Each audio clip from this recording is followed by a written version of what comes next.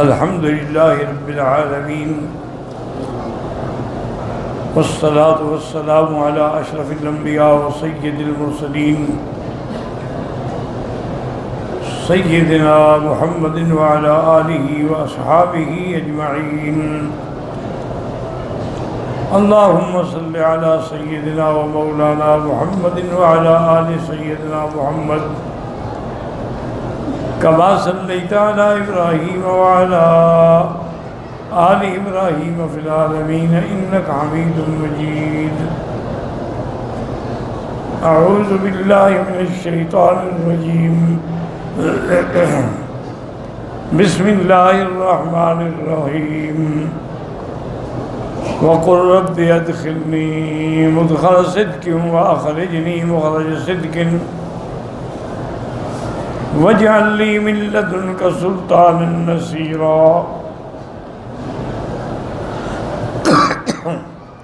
وقل جاء الحق وزهق الباطل إن الباطل كان زهوقا. وننزل من القرآن ما هو شفاء ورحمة للمؤمنين ولا يزيد الظالمين إلا خسارا. وإذا أنعمنا على الإنسان أعرض ونأى بجانبه وإذا مسه الشر كان يئوسا. قل كل يعمل على شاكلته فربكم أعلم بمن هو أهدى سبيلا. اللہ تبارک و تعالی نے کلام مقدس کی ان آیات مبارکہ میں حضور صلی اللہ علیہ وسلم کی ہجرت کے بارے میں ذکر فرمایا ہے. جیسا کہ کل کے درس میں ہم نے عرض کیا تھا کہ حضور پاک صلی اللہ علیہ وسلم اور سیدنا ابی بکر رضی اللہ عنہ دونوں غار ثور میں پہنچے. یہ بھی اللہ کا ایک نظام ہے، اس میں اس کی حکمتیں ہیں، رحمتیں ہیں کہ جب وحی کی ابتدا ہوتی ہے تو وہ بھی حضور غار میں ہے. یعنی حضور صلی اللہ علیہ وسلم پر وحی اترنے سے پہلے ہی حبب الیہ الخلا، حضور کو تنہائی پسند آ گئی. اس لیے آپ سارے مکہ چھوڑ کے غار حرا پہ جبل نور تشریف لے جاتے. اب تو خیر جبل نور شہر کے اندر ہے نا، اس وقت جبل نور بہت دور معلوم ہوتا تھا، کوئی آبادی نہیں، کوئی روشنی نہیں. گھر سے جو بی بی خدیجہ آپ کو سامان تیار کر کے دیتی وہ لے کے آپ تشریف لے جاتے. یتحنسو، آپ وہاں عبادت فرماتے اور کئی راتیں متواتر عبادت فرماتے بالکل تنہا. اسی لیے بعض اولیاء اللہ نے یہ لکھا ہے کہ جب تک آدمی اپنے علائق کو مخلوق سے توڑ کے خالق سے نہیں جوڑتا کام نہیں بنتا.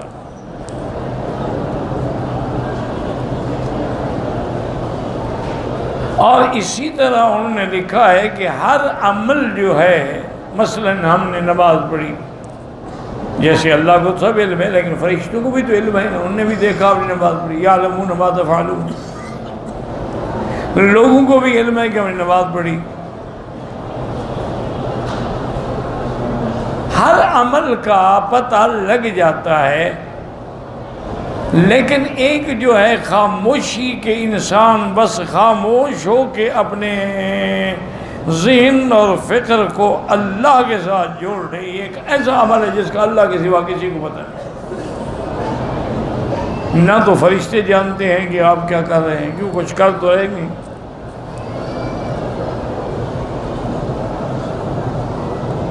تو اسی لیے حضور صلی اللہ علیہ وسلم کبھی کبھی ہفتہ کبھی کبھی 10 دن زیادہ سے زیادہ یعنی وہاں غار میں گزارتے، دن رات سب پہ وہاں۔ عبادت کیا تھی؟ اللہ کا ذکر تھا۔ عبادت کیا تھی؟ نماز تھی، چونکہ نماز ملت ابراہیم علیہ السلام میں موجود ہے، دین ابراہیم میں، دین موسیٰ علیہ السلام میں بھی موجود ہے، دین عیسیٰ علیہ السلام میں بھی موجود ہے۔ اسی لیے حضور نے معراج پہ جاتے ہوئے بیت المقدس میں جو نماز پڑھائی، حالانکہ آپ تو اوپر گئے ہی نہیں، ابھی نمازیں فرض ہی نہیں ہوئی، کون سی نماز پڑھائی؟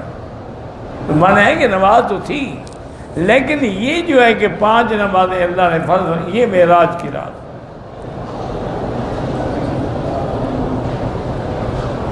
تو میں عرض یہ کر رہا تھا کہ اللہ کی شان دیکھیں کہ وحی جب اترتی ہے تو حضور غار میں ہیں، اور جب ہجرت فرماتی ہیں پھر بھی غار میں ہیں۔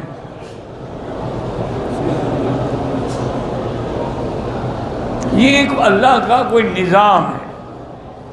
اچھا اب تو خیر ماشاءاللہ مکہ مکرمہ اور یہ شہر بلد الامین انتہائی ترقی کر گیا، بڑی بڑی بلڈنگیں کھڑی ہو گئیں، بڑے بڑے ملٹیپل ٹاور کھڑے ہو گئے۔ اس زمانے میں تو کچھ بھی نہیں تھا نا۔ تو یہ اگر غور کیا جائے تو حکمت تھی کہ غار حرا پر اگر حضور کھڑے ہو کے دیکھیں تو کعبہ نظر آتا ہے، اور غار ثور پہ کھڑے ہو کے دیکھیں تب بھی کعبہ نظر آتا ہے۔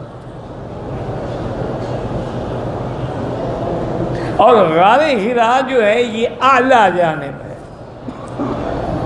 اسی لیے قبرستان کو کہتے ہیں نا جنت المعلا، یہ اونچی طرف ہے، اور غار ثور جو ہے یہ نیچی طرف ہے، یہ مسفلہ، مسیال، شار ابراہیم، شار ہجرہ، پھر غار ثور۔ تو بہرحال یہ ایک اللہ کا نظام ہے، آخر اوپر سے ہی آدمی نیچے آتا ہے۔ غار حرا میں جب قرآن اترا تو اللہ کے سوا کوئی ساتھ نہیں تھا، جبریل آئے، اور غار ثور میں صدیق ساتھ تھے رضی اللہ عنہ۔ بہرحال بعض اسرائیلی روایات میں یہ آتا ہے کہ حضرت نے پہلے غار کو صاف کیا سیدنا ابو بکر نے، اور سارے کوئی سوراخیں مراخیں تھیں ان کو بند کر دیا۔ کہتے ہیں کہ ایک سوراخ بچ گیا تو وہاں آپ نے اپنے پاؤں کی ایڑی رکھ لی اور بیٹھ گئے، اور حضور کو کہا کہ اب آپ اندر تشریف لے آئیں، تو پھر حضور اندر تشریف لے گئے۔ اس سے علماء نے ایک نکتہ نکالا ہے، انہوں نے کہا کہ غار میں جب تک صدیق نہیں گیا نبی نہیں گیا، تیرے دل کے غار میں بھی جب تک ابو بکر کی محبت نہیں ہوگی حضور کی محبت آ ہی نہیں سکتی، داخل ہی نہیں ہو۔ اچھا اسی طرح دشمن بھی اپنے نکتے نکالتے ہیں، دشمن جو ہوئے، خصم جو ہوئے، جب ہم یہ چیز فخر سے بیان کرتے ہیں، اور کرنی بھی چاہیے، کہ حضرت ابو بکر صدیق نے حضور کو کندھوں پہ اٹھایا اور غار ثور تک لے گئے۔ اسی لیے کسی نے حضرت علی سے پوچھا تھا نا رضی اللہ عنہ سے کہ تم سب صحابہ میں بہادر کون ہے؟ انہوں نے کہا ابو بکر۔ انہوں نے کہا کیا مطلب؟ انہوں نے کہا میں کعبۃ اللہ میں تھا، کعبے کے اندر، حضور پاک نے فرمایا کہ علی تم بیٹھ جاؤ، میں تمہارے کندھے پہ کھڑے ہو گئی ہے، یہ بتوں کے تصویریں بنی ہوئی ہیں مٹا ڈالوں۔ تو کہتے ہیں کہ حضور نے ایک قدم رکھا تو میں نے کہا قطن یا حضور میں نہیں برداشت کر سکتا۔ تو حضور نے فرمایا اچھا علی پھر ایسا کرتے ہیں میں بیٹھ جاتا ہوں، تم میرے کندھے پہ کھڑے ہو جاؤ۔ تو کہا میں تو ایک قدم برداشت نہ کر سکا، بہادر تو وہ ہے جو حضور کو اٹھا کے غار میں پہنچا گیا۔ یہ دلیل حضرت علی نے دی ہے، ہم نے نہیں دی۔ اب اس دلیل کو توڑنے کے لیے ملنگوں کے جو امام ہیں انہوں نے بھی ایک نکتہ گھڑا ہے. انہوں نے کہا جی بڑی تعریف کرتے ہیں، ابو بکر کندھے پہ اٹھا کے لے گیا. بخاری شریف میں رکب رسول اللہ علی الحمار، حضور پاک نے مکے میں گدھا پر بھی سواری کی ہے. انہوں نے کہا جی بخاری کی حدیث ہے کہ رکب علی الحمار، اور اسی سے ملا علی قاری نے ایک مسئلہ بھی نکالا ہے. یاد رکھو یہ جتنے فقہاء یا مجتہدین ہیں یہ مسئلے آپ اپنی طرف سے نہیں بناتے، استنباط کرتے ہیں حدیث و قرآن سے.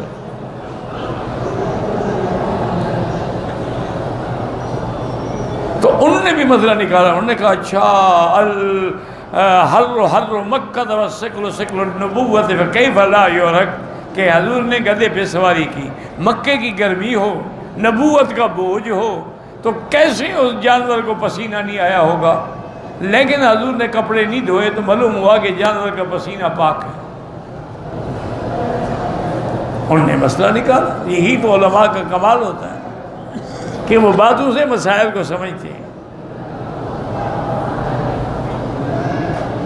تو انہوں نے بھی نعوذ باللہ اس شان کو مٹانے کے لیے یہ حوالہ دے دیا کہ جی بخاری شریف میں لکھا ہوا ہے کہ حضور نے گدھے کی سواری، اگر گدھے کی سواری کی تو ابو بکر کی تو کیا ہوگی؟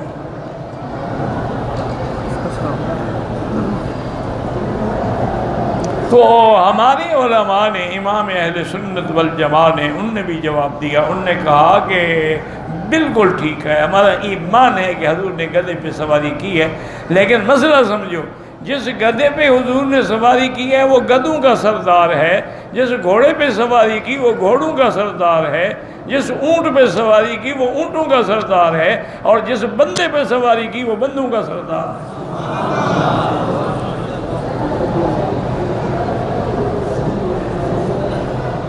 یہ مقام ملا جس کو مل گیا، یہ کوئی مذاق ہے؟ اسی لیے حضرت عمر جیسا آدمی، امیر المومنین عمر، ثانی الخلفاء، وزیر النبی المصطفیٰ رضی اللہ عنہ وارضاہ، کتنا بڑا عبقری تھا جس کے کہنے کے موافق اللہ عرش سے فیصلے فرما دیتے تھے. وہ ہمیشہ صحابہ سے، ساتھیوں سے کہتے تھے ابو بکر کو میری سفارش کرو. ایک وہ رات جو غار میں گزری، اور ایک وہ رات جب ابو بکر تلوار لے کے کھڑا ہوا مرتدوں کے خلاف. یہ دو راتیں مجھے دے دے، میری پوری زندگی کی نیکیاں لے دے. کیوں؟ یہ کہنا تو بڑا آسان ہوتا ہے نا، اتنا قرب اللہ کے نبی سے ہو. ایک عارضی لیمپ کے قریب آپ بیٹھیں کتنا ہی گرمی آئے گی،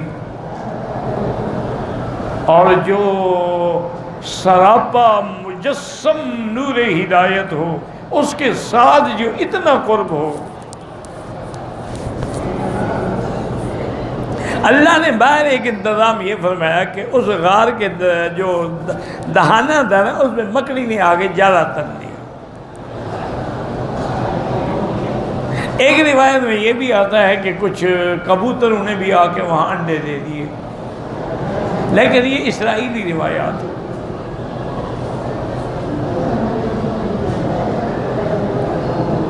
مکڑی والی بات کہ ہے وہ صحیح ہے، اس میں تو کوئی شبہ نہیں ہے. اب مکے والے جناب ڈھونڈتے اب اللہ کی شان دیکھو کہ ہر آدمی اپنا اپنا عمل پورا کر رہا ہے.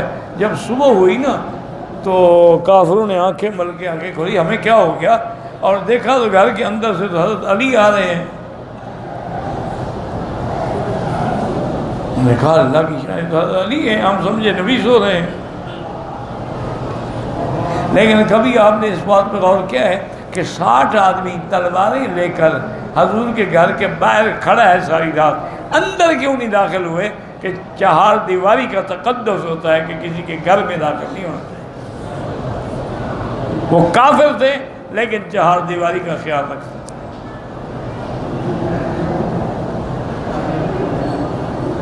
جب حضرت علی ہے تو انہوں نے کہا کہ این محمد، حضور کہاں؟ انہوں نے کہا مجھے کیا پتا کہاں پہنچے ہوں گے. بات تو ٹھیک کی حضرت علی نا، اس کو کیا پتا ہے کہاں پہنچے ہیں اس وقت. حضرت علی چلے گئے. ابو جہل نے کہا دیکھو بات سنو، یہ ہمیں کوئی پتہ نہیں لگ سکتا حضور کے بارے میں، اب چلو ابو بکر کے دروازے پر، وہاں سے کوئی راز کھلے گا.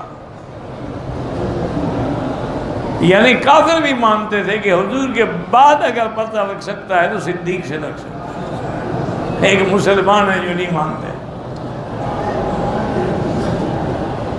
خود. اور یہ بات ایک میری یاد رکھنا ہمیشہ، بعض علماء نے ایک نکتہ لکھا ہے کہ جو اللہ کی نعمت کا انکار کرے اللہ اس نعمت سے اس کو محروم کر دیتے ہیں. شیعہ نے صداقت صدیق کا انکار کیا، اللہ نے ان کا مذہبی جھوٹ کی بنیاد ہے، تقی پر بنیاد ہے، مذہبی جھوٹ ہے، جن کے نزدیک جھوٹ بولنا بھی عبادت ہے.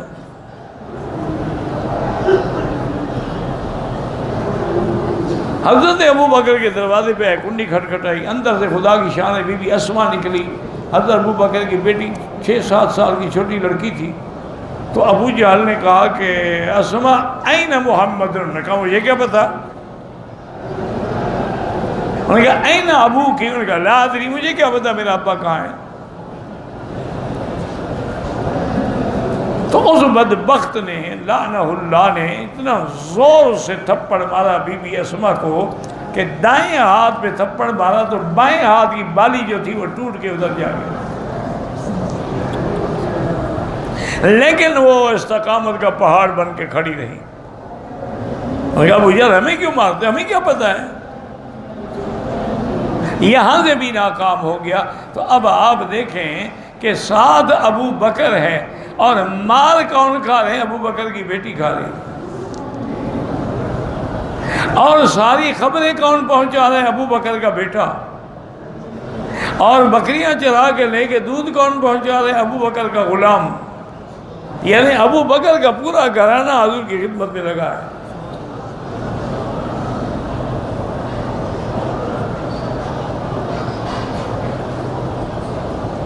اب حضور صلی اللہ علیہ وسلم کو ڈھونڈتے ہوئے قریش مکہ جو تھے ڈھونڈتے ڈھونڈتے ڈھونڈتے بدبخت پہنچ گئے. وہ پاؤں تو جانتے تھے نا، نشان تو تھے نا. آخر اس وقت کوئی یہ تار کول کی سڑکیں تو نہیں تھی کارپیٹڈ، راستے تھے کچے. پہنچ گئے اور پہنچ بھی اسی پہاڑ کی غار کے اوپر گئے. کہنے لگے معلوم ہوتا ہے یہیں آئے ہیں حضور پاک ابو بکر. پھر یہ نے کہا یار پاگل تو نہیں ہو گئے ہو، اگر اس غار میں آتے تو باہر مکڑی کا جالا رہتا یہ نہ ٹوٹ جاتا.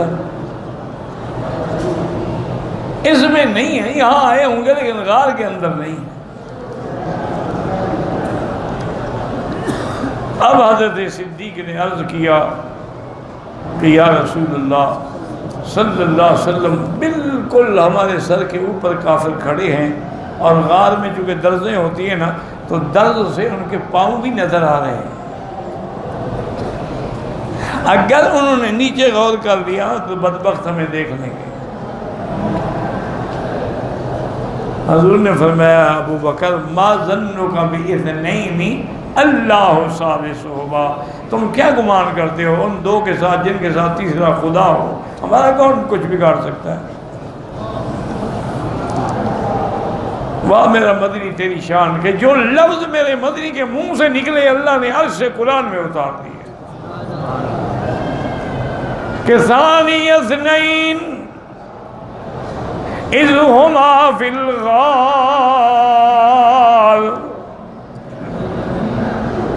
اذ یقول لصاحبہ لا تحزن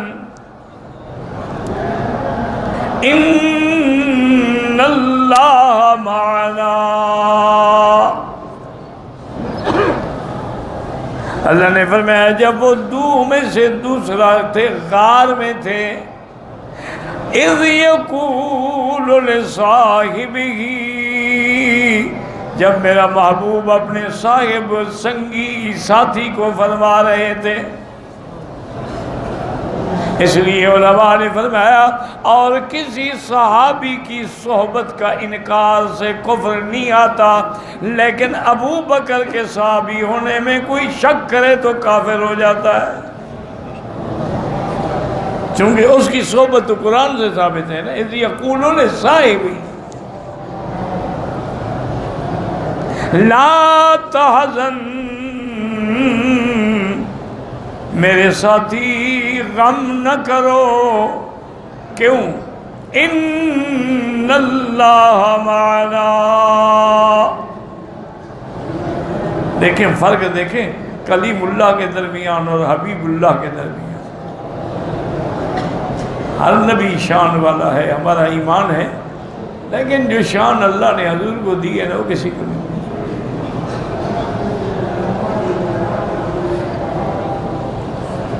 اللہ اکبر۔ حضرت موسیٰ علیہ السلام جب اپنی قوم کو لے کر جا رہے تھے فرعون سے بچنے کے لیے، تو آگے دریا آگے اور پیچھے فرعون کی فوجیں تھیں، تو آپ کی قوم کے جو بڑے بڑے سردیر نقبا تھے وہ گھبرائے، انہوں نے کہا موسیٰ علیہ السلام ہم تو عذاب میں آ گئے، پیچھے فوج ہے اور آگے دریا ہے۔ تو حضرت موسیٰ علیہ السلام نے کیا کہا تھا؟ آپ نے فرمایا ان معی ربی سیہدین، میرا رب جو میرے ساتھ ہے راستہ دکھائیں گے۔ موسیٰ نے کہا رب میرے ساتھ ہے، یہ شان محمد ہے، کہا ہم دونوں کے ساتھ ہے۔ یہ نہیں فرمایا کہ اللہ میرے ساتھ، ان اللہ معنا، اللہ ہم دونوں کے ساتھ ہے، یعنی اس معیت میں بھی اللہ کے نبی نے ابو بکر کو اپنا شریک بنایا ہے۔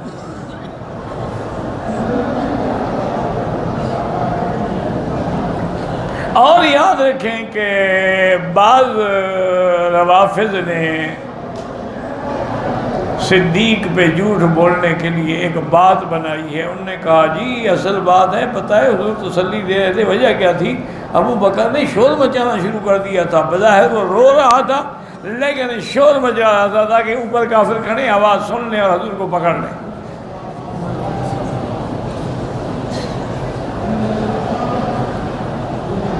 سب سے پہلی بات تو یہ ہے کہ ان ظالموں سے پوچھو کہ 1400 سال گزر گئے، مکے والوں نے تو آواز نہیں سنی، تمہارے ذاکروں نے کیسے سن لی؟ اگر وہ سنتے تو پکڑ نہ لیتے، ان کو تو آواز نہیں پہنچی، تمہیں پہنچ گئی۔ ایک دوسری بات یہ ہے، یاد رکھو اللہ علام الغیوب ہے، میرا رب جانتا تھا کہ ایسے اعتراض ابو بکر پہ ہوں گے۔ اللہ نے قرآن میں لفظ ہی وہ کہا ہے کہ اعتراض ہو ہی نہیں سکتا۔ اللہ نے قرآن میں یہ نہیں فرمایا کہ اذ یقول لصاحبہ لا تخف، میرے ساتھی مت ڈرو۔ ایک ہے ڈر، ڈر انسانوں اپنا ہوتا ہے، ایک ہے حزن، غم، غم دوسرے کا ہوتا ہے۔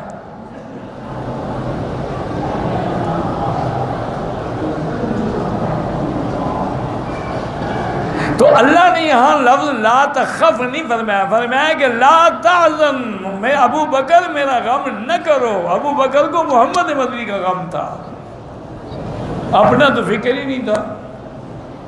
آپ تو اپنے بچے چھوڑ کے مکے میں آگے، ابو جہل جو چاہے کر لے۔ غم تو حضور کا تھا کہ دشمن کو پتہ لگ گیا تو حضور کو تکلیف نہ پہنچے۔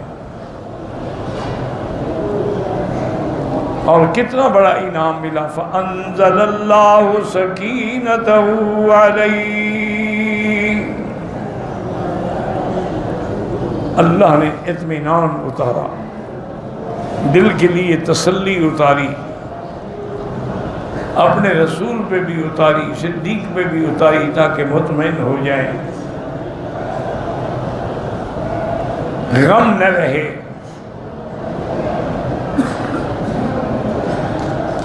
اب حضرت صدیق، اور ایک بات یہ بھی یاد رکھیں کہ اب مسئلہ کیا کرے آدمی، وہ کسی بزرگ نے فرمایا تھا نا کہ تن ہم داغ داغ شد پمبا کجا کجا دی ہم، جب سارے بدن پہ زخم ہوں تو اب پھایا کہاں کہاں رکھیں۔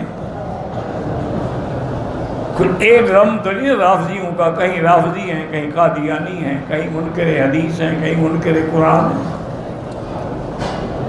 کہیں منکر اہل بیت ہیں، اور دنیا کا میڈیا جو ہے وہ یہودیوں کے ہاتھ میں ہے، دشمن کے ہاتھ میں ہے، وہ جتنی باتیں اسلام کے خلاف اس کو بڑا ہائی لائٹ کریں گے۔ میڈیا ان کے ہاتھ میں، ہمارے پلے میں ہے کیا؟ ہمارے یہاں کے کچھ ریاستوں کے لوگ بڑے بڑے امیر جو ہیں، وہ اگر گئے بھی ہیں نا امریکہ میں، یورپ میں، ان نے وہاں جا کے کلب تو خریدے ہیں لیکن اخبار کوئی نہیں نکالا۔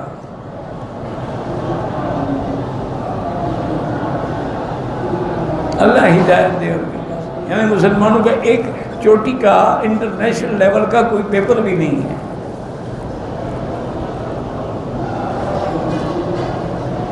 کوئی ایسا اخبار بھی نہیں ہے۔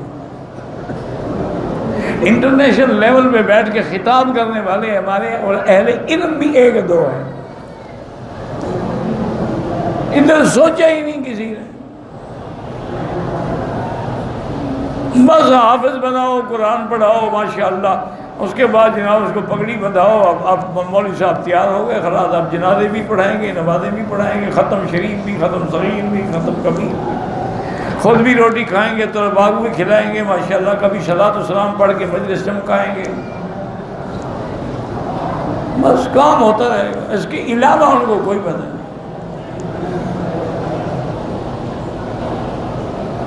کتنے ہمارے مولوی برادری ہے، میری برادری ہے، میرے بزرگ ہیں، کتنے ہیں جن نے جو نیا قرآن چھاپا ہے یہودیوں نے، ان نے دیکھا ہو یا پڑھا ہو، ان نے نیا قرآن لکھا ہے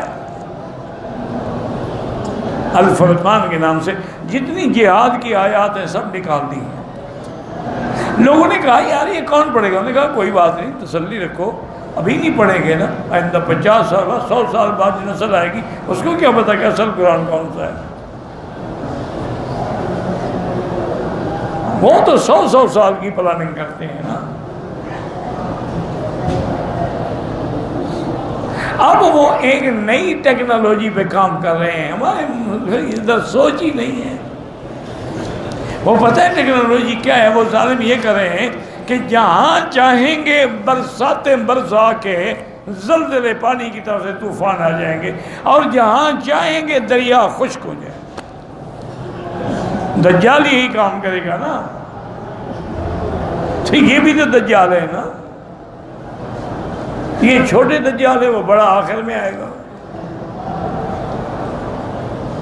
یعنی پوری دنیا پر اب انہوں نے یہ بھی فیصلے کیے ہوئے ہیں کہ جنگیں شنگیں، گولیاں مارو، لڑائی کرو، بمبارمنٹ کرو، لاکھوں بندے مر جاتے ہیں۔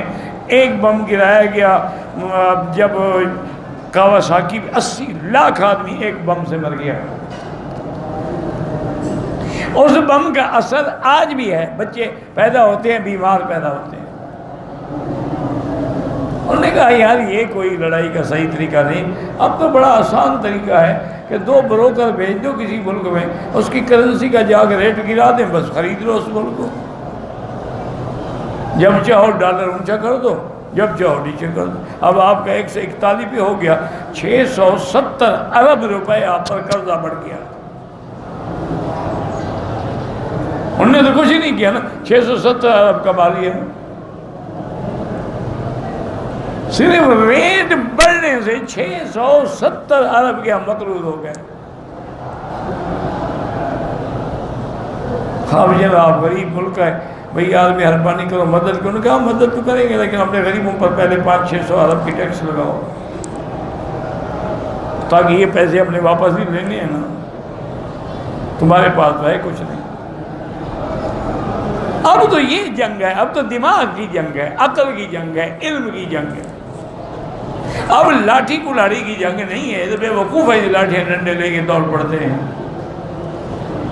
علم حاصل کرو، علم سے لڑو۔ اسی لیے اللہ نے آدم علیہ السلام کو سب سے پہلے کیا دیا؟ علم آدم الاسماء، علم دیا۔ اللہ نے میرے مدنی پاک کو سب سے پہلا حکم کیا فرمایا؟ اقرا، پڑھو۔ بدقسمتی یہ ہے کہ آج مسلمان پڑھتے ہی نہیں ہیں۔ ہمارا تقریباً 56 یعنی 56 ملک ہیں، ان میں 600 یونیورسٹی ہے، اور کافروں کے ایک ایک ملک میں 600 یونیورسٹی ہے، اس سے بھی زیادہ ہے۔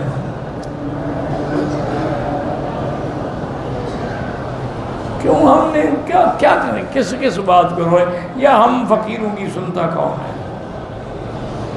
یہ تو ہم اپنے دل کا بھڑاس نکالتے رہتے ہیں، آخر ہم نے بھی جینا ہے، کہیں غم سے تو نہ پھٹ جائے، کچھ نہ کچھ دھواں تو نکلتا رہے، اور نہ کس نے سننا ہے، کس نے پوچھنا ہے۔ اب ایک اعتراض یہ ہوتا ہے کہ اللہ ہمارے ساتھ ہیں، ساتھ ہونے کا کیا مطلب؟ اور کسی جگہ آتا ہے کہ اللہ فرماتے ہیں کہ وَهُوَ مَعَكُمْ، تمہارے ساتھ ہے، تم چاہے جہاں بھی ہو۔ اور کسی جگہ فرماتے ہیں کہ نَحْنُ أَقْرَبُ إِلَيْهِ مِنْ حَبْلِ الْوَرِيدِ، ہم تو تیری شارک سے بھی زیادہ قریب ہیں۔ تو اس سے جو باطل فرقے تھے انہوں نے یہ مسئلہ نکال لیا کہ انسان کے اللہ اتنا قریب ہوتا ہے، اتنا قریب ہوتا ہے، کبھی کبھی خود حلول کر جاتا ہے، بظاہر وہ بندہ ہوتا ہے لیکن اندر سے خدا ہوتا ہے۔ حلولیہ فرقہ ہے باقاعدہ۔ انہوں نے کہا حضرت علی جو ہے نا، اس لیے ہم ان کو مشکل کشا حاجت روا کیوں کہتے ہیں؟ اللہ ان میں حلول کر گیا ہے تو حاجت روا بن گیا ہے۔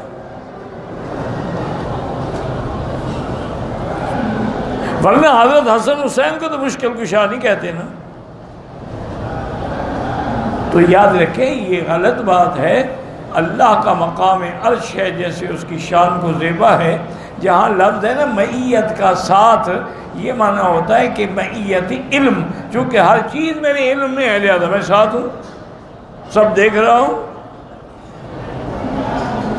اور یہ ترجمہ ہم نہیں کرتے، قرآن میں ہے، اللہ نے فرمایا تھا موسیٰ علیہ السلام ہارون علیہ السلام کو اذهبا الى فرعون انه طغى، جاؤ فرعون سرکش ہو گیا ہے۔ انہوں نے کہا اللہ ہم ڈرتے، فرمایا لا تخافا، مت ڈرو، اننی معکما، میں تم دونوں کے ساتھ ہوں۔ کیسے ساتھ ہوں؟ آگے بتلا دیا اسمع و ارا، کہ میں سن بھی رہا ہوں، دیکھ بھی رہا ہوں، تو ساتھ ہوں۔